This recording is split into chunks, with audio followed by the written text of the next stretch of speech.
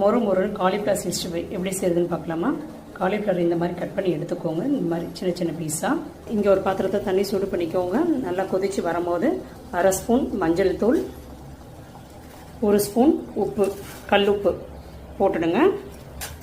இப்போ தண்ணியை ஆஃப் பண்ணிவிட்டு இந்த காலிஃப்ளவரை பொடியாக கட் பண்ணி வச்ச காலிஃப்ளவரை இந்த தண்ணியில் சேர்த்துக்கிறேன்.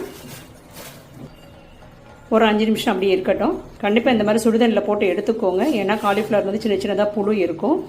5 நிமிஷம் கழித்து இந்த மாதிரி ஃபில்ட்ரு பண்ணிவிட்டு ஒரு பெரிய தட்டில் ஆற விட்டுடுங்க. இன்றைக்கி காலையிலே பேக்கிங்லாம் ஆரம்பித்தாச்சு. இல்லை, இங்கே பேக்கிங் ஒரு பக்கம் நடந்துக்கிட்டு இருக்குது, அங்கே ஒரு பக்கம் வந்து ப்ரொடக்ஷன் நடந்துக்கிட்டு இருக்குது.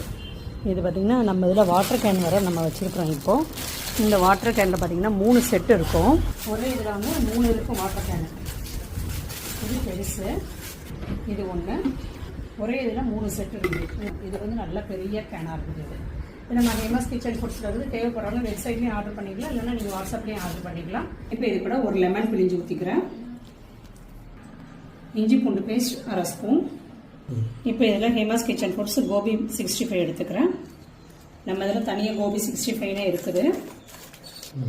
இது எவ்வளோ தேவையோ, உங்களுக்கு எவ்வளோ தேவையோ அந்த அளவுக்கு மசாலா சேர்த்துக்கோங்க. இது கூட கொஞ்சமாக உப்பு சேர்த்துக்கிறேன். உப்பு கம்மியாக தான் சேர்த்துருக்கேன், அதனால் கொஞ்சம் உப்பு சேர்த்துக்கிறேன். இது எல்லாத்தையும் நல்லா கலந்து விட்டுக்கோங்க. நல்லா ஒன்றா கலந்துட்டு அதுக்கப்புறம் கொஞ்சமாக தண்ணி தெளித்து பரட்டிக்கலாம்.